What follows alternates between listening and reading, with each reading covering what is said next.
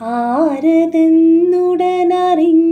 കൗതുകം പാരമാർന്നു കരുതി പുരാഗതം ചാരുശൈശവകഥയ്ക്കു തന്നെ ചേർന്നോരു വാക്കരുളിനാൻ കനിഞ്ഞവൻ. ആരതെന്ന് ഉടൻ അറിഞ്ഞ് കൗതുകം പാരമാർന്ന് തൻ്റെ മുൻപിൽ നിൽക്കുന്നത് പഴയ കളിക്കൂട്ടുകാരിയായ നളിനിയാണ് എന്ന് തിരിച്ചറിഞ്ഞ ദിവാകരൻ കൗതുകം പാരമാർന്ന് വളരെയധികം താല്പര്യത്തോടുകൂടി കരുതി പുരാഗതം പണ്ട് നടന്ന ഓരോ കാര്യങ്ങളും ഓർത്തെടുക്കാൻ തുടങ്ങി. ചാരു മനോഹരമായ ശൈശവ കഥയ്ക്ക്, കുട്ടിക്കാലത്തെ ആ കഥകൾക്ക് ചേർന്നോരു വാക്കരുളിനാൻ കനിഞ്ഞവൻ.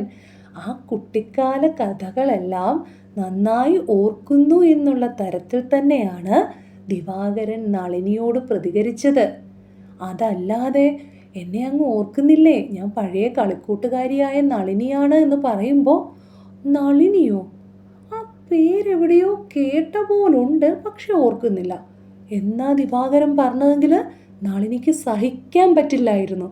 പക്ഷേ ദിവാകരൻ അങ്ങനെയല്ല പറഞ്ഞത്. എങ്ങനെയാ?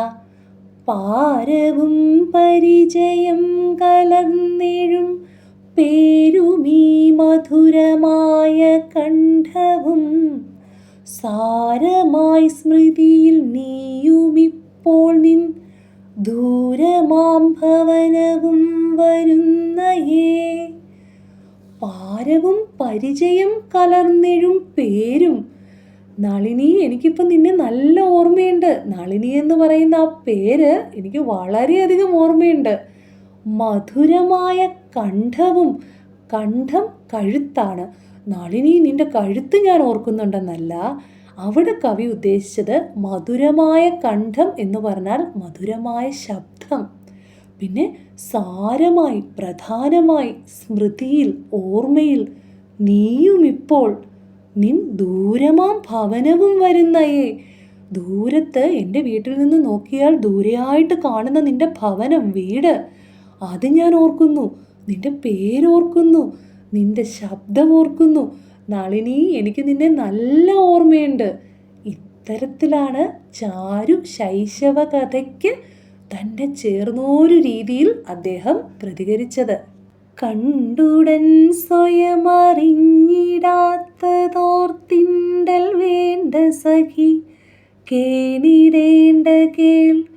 പണ്ടു നിന്നെയൊരിളം കുരുന്നതായി കണ്ടു ഞാൻ സപതി വല്ലിയായി നീ. നിന്നെ കണ്ടുടനെ ഞാൻ തിരിച്ചറിയാഞ്ഞതോർത്തിട്ട് നിനക്ക് ഇണ്ടലൊന്നും വേണ്ട, ദുഃഖമൊന്നും വേണ്ട സഖി. ഞാൻ പറയുന്നത് നീ ഒന്ന് കേൾക്ക്. കേണിടേണ്ട, കരയാതെ ഞാൻ പറയുന്നത് നീ ഒന്ന് കേൾക്ക്. പണ്ട് നിന്നെ ഒരിളം കുരുന്നതായി കണ്ടു ഞാൻ. പണ്ട് നീ ഒരു കൊച്ചു കുട്ടിയായിരുന്നപ്പോഴല്ലേ നമ്മൾ പിരിഞ്ഞത്. സപതി വല്ലിയായി നീ. ഇപ്പം നീ പെട്ടെന്ന് ഒരു വള്ളി പോലെ വളർന്ന് കണ്ടാൽ തിരിച്ചറിയാൻ പറ്റാത്തതുപോലായി. അതുകൊണ്ടല്ലേ എനിക്ക് പെട്ടെന്ന് മനസ്സിലാവാഞ്ഞത്. അത് ഓർത്തിട്ട് നീ വിഷമിക്കരുത്. എന്നിൽ നിന്നണുവുമേൽക്കില പ്രിയം നിന്നു കേഴുമായി കണ്ടിടുന്നിതേ.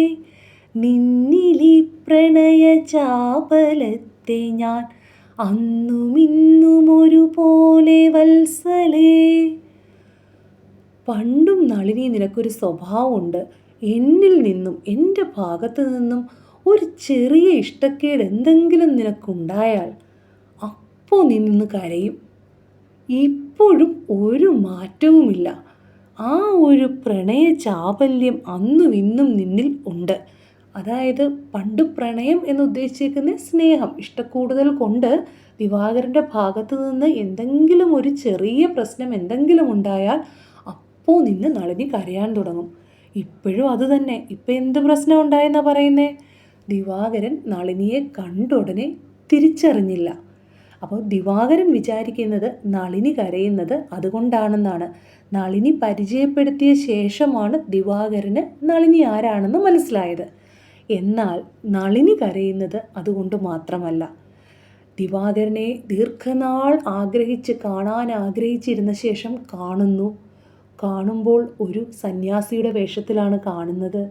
തന്നെ ഇപ്പോഴും ദിവാകരൻ ഓർക്കുന്നുണ്ടോ, അല്ലെങ്കിൽ എൻ്റെ ഉള്ളിൽ ഉള്ള ആ ഇഷ്ടം ഇപ്പോൾ ദിവാകരൻ്റെ മനസ്സിലുണ്ടോ? അങ്ങനെ പലവിധ ചിന്തകളാണ് നളിനിയുടെ കണ്ണിൽ നിന്നും ധാരധാരയായി കണ്ണുനീർ ഒഴുകുന്നതിന് കാരണമാകുന്നത്. ദിവാകരന് നളിനിയോട് പ്രണയമൊന്നുമില്ലാത്തതിനാൽ ദിവാകരൻ വിചാരിക്കുന്നു ആ പഴയ കുട്ടിക്കാലത്തെ അതേ സ്വഭാവം, ആ കുഞ്ഞൊരു കാര്യം മതി ഉടനെ നിന്ന് കരയാൻ. ഇപ്പോൾ ഞാൻ കണ്ട ഉടനെ നിന്നെ തിരിച്ചറിഞ്ഞില്ല, ശരിയാണ്, അതിനിങ്ങനെ നിന്ന് കരയേണ്ട കാര്യമുണ്ടോ എന്നാണ് ദിവാകരൻ നിഷ്കളങ്കമായി വിചാരിക്കുന്നത്. പോയതൊക്കെ അഥവാ നമുക്കയെ പ്രായവും സപതി മാറി കാര്യവും ആയ തത്വമറിവിന്നു മാർന്നു പോട്ടായതെന്തിവിടെ വാണിടുന്നു നീ. പോയതൊക്കെ അഥവാ നമുക്കയെ പ്രായവും സപതി മാറി കാര്യവും.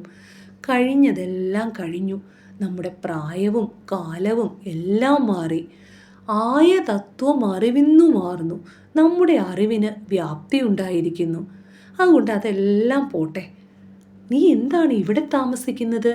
നീ എന്താണ് ഇവിടെ വാണിടുന്നത്? അതിന് കാരണം എന്നോട് പറയൂ. ഓതുകിന്നഥവാ വൃഥാ ശുഭേ ഹേതു കേൾക്കുവതൊരർത്ഥമേതിനോ നീ തുനിഞ്ഞു നിജ കർമ്മനീതരായി ഏതു മാർഗമിയലാ ശരീരികൾ. ഓതുക, പറയുക, വൃഥ വെറുതെ, ശുഭേ മംഗളസ്വരൂപിണി, നീ എന്തിനാണ് ഇവിടെ വന്ന് താമസിക്കുന്നതെന്ന് എന്നോട് വെറുതെ പറയുക.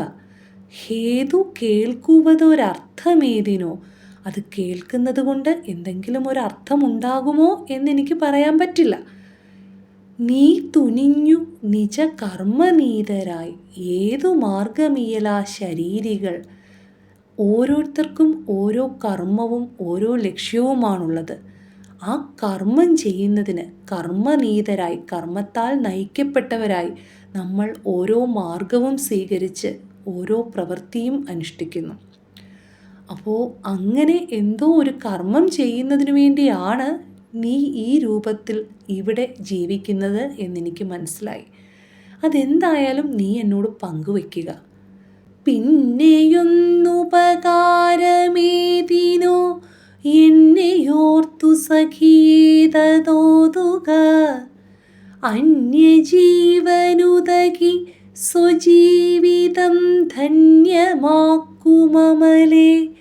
വിവേകികൾ.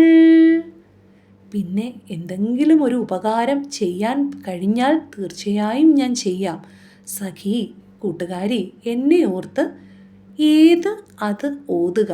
എന്താണ് നിൻ്റെ ഇവിടെ വന്നതിൻ്റെ ജീവിത ലക്ഷ്യം, ഉദ്ദേശം എന്ന് നീ എന്നോട് പറയുക. കാരണം അന്യജീവനുതകി സ്വജീവിതം ധന്യമാക്കും അമലേ വിവേകികൾ. അന്യരുടെ ജീവന് ഗുണം വരുത്തക്ക രീതിയിൽ സ്വന്തം ജീവിതം ധന്യമാക്കാനാണ് വിവേകികൾ ശ്രമിക്കുന്നത്.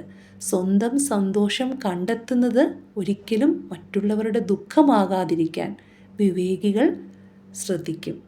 ഇത് തന്നെയാണ് കുമാരനാശാൻ്റെ ഗുരുനാഥനായ ശ്രീനാരായണ ഗുരുവും പറഞ്ഞിരിക്കുന്നത്.